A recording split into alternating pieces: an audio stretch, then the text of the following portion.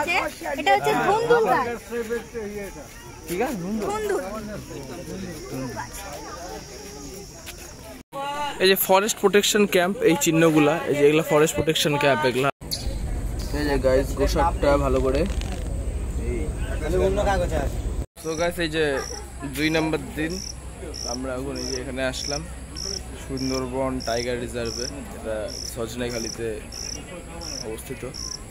আর এখানে এখন টিকিট কেটে আমাদের ভিতরে যেতে লাগবে। ভিতরে কি আছে জানি না, ইউটিউবে যত সম্ভব দেখেছি যে ইসে আছে কুকুর বা কি আছে, আর সিংহ এখানে নমস্কার করতেছে।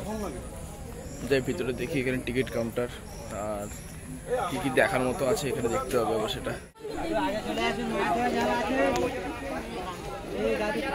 গাইস এই যে বাদরের দেখা পেয়ে গেছি।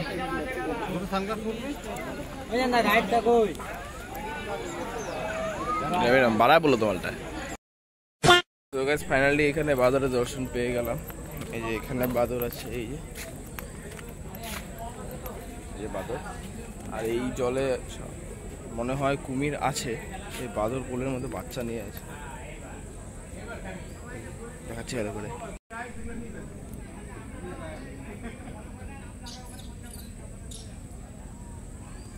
জায়গাটাতে তেমন কিছুই নেই, শুধু এখানে বাদর আছে আর পুকুরের মধ্যে কচ্ছপ আছে। এত দূর থেকে এটা দেখার জন্য আসছি আর কি করবো। এখন যাই নেক্সট জায়গায় যেখানে হরিণ বাঘটা দেখা যেতে পারে, সেখানে গিয়ে দেখি আর কি। ফুল এরিয়াটা ফাইনালি এখানে সুন্দরবনে বাঘের দর্শন পেয়ে গেছি। ওই যে বাঘ পাখি আছে, আমাদের কেমন করে দেখাই।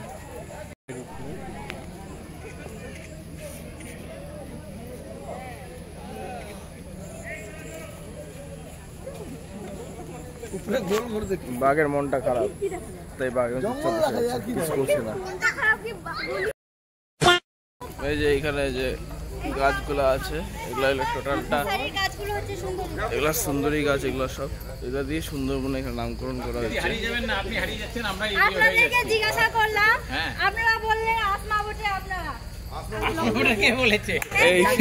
এগুলা সবগুলো গাছ সুন্দরী গাছ এগুলা।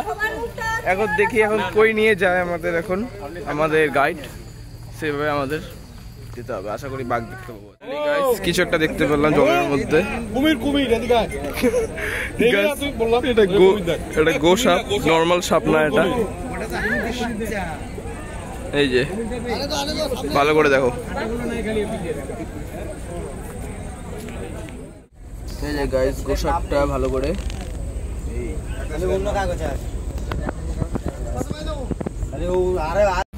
তো এটা হচ্ছে সুদর্ণখালি খাল, এটা একদম গভীর জঙ্গল, একদম খালের সাইড দিয়ে দিয়ে আমাদের লঞ্চটা যাচ্ছে। ওইদিকে সাধারণত বাঘও দেখতে দেখা যায়। আর এখানে একটা ওয়াচ টাওয়ারও আছে, যেখানে একটু পরে দাঁড়াবে আমাদের এই লঞ্চটা। এখন দেখা যাক এখন এইদিকে কই কই যাই এখন। এই যে পুরো জঙ্গল এটা, আর ওই সাইডে তার 10-15 মিনিট পর হয়তো ওই সাইডে একটা ওয়াচ টাওয়ারের মতো আছে, যেখানে আমাদের হল্ট আছে কিছুক্ষণের।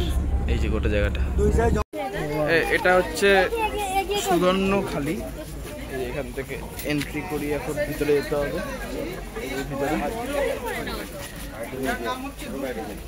যাওয়া যাক, চলো ভিতরে কি আছে। এনাকেই সবাই যারা মাছ কাঁকড়া মধু সংগ্রহ করতে যায়, এনাকেই পুজো দিয়ে জঙ্গলে বেরিয়ে যায়। আর ওনার বাঁ পাশে যে ক্যারেক্টারটা আছে ওটা হচ্ছে সারা জঙ্গলি, ওনার ভাই। আর ডান পাশে যে বাচ্চা ছেলেটাকে দেখছেন এটা হচ্ছে দুঃখী। আর ওনার যে বাহন হিসেবে যাকে দেখছেন এটা হচ্ছে দক্ষিণে রায়। এই যে বাঘ দেবতা মা বনবিবি, নামটা কোত্থেকে আসলো? এই যে সুন্দরবনের টোটাল যে জিনিসগুলো আছে এই জায়গাটার, ভালো করে আমাদের গাইড এখানে বুঝিয়ে দেবে জিনিসগুলো, সেটা ভিডিও দেখতে থাকো। আর এমনি ভিতরে দেখা যায় চারিদিকে নেট দিয়ে ঘেরাও করা আছে। নেট দিয়ে ঘেরাও কেন চারিদিকে? এই যে গাছটা দেখছেন বেলের মধ্যে ফল হয়ে আছে, এটা হচ্ছে ধুন্দুল গাছ। ঠিক আছে, ধুন্দুল। এই যে সুন্দরী গাছ, এই সুন্দরী গাছ সায়েন্টিফিক নেমও দেওয়া আছে।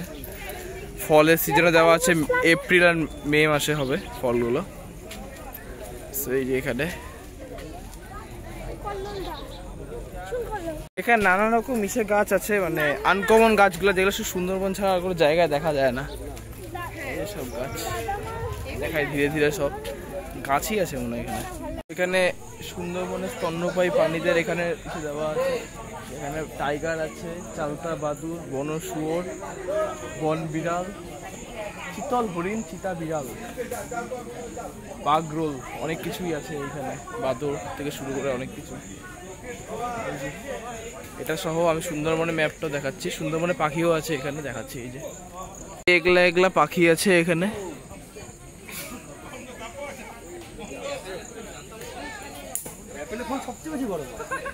আর এগুলা স্তন্যপ্রায়ী প্রাণী।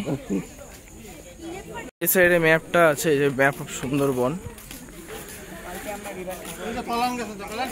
এই যে রিভার মাতলা, এই মাতলা রিভারেই আমরা এখন যাতায়াত করছি আমরা আমাদের লঞ্চটা নিয়ে। এই সাইডটা টোটালটা বাংলাদেশ। আমরা এখন আছি এই যে গোসাবা,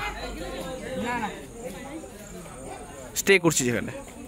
এই যে এই স্পটটা থেকে বেরিয়ে এখন আমরা যাবো এই দোবাগি, ওখানে যেখানে আমরা পশু টশু পেতে পারি, হরিণ থেকে শুরু করে আরো কত কি পেতে পারি।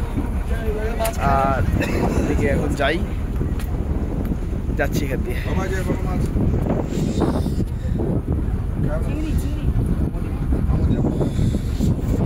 চলো যাওয়া যায়, একবার ওখানে গিয়ে দেখা হচ্ছে। সোলার খেলা, হ্যাঁ সব আমার, কারণ নাই তুই ভিতরে যা যা আছে কারো কাছে না, চিড়িয়া খেলা, রবি খেলা।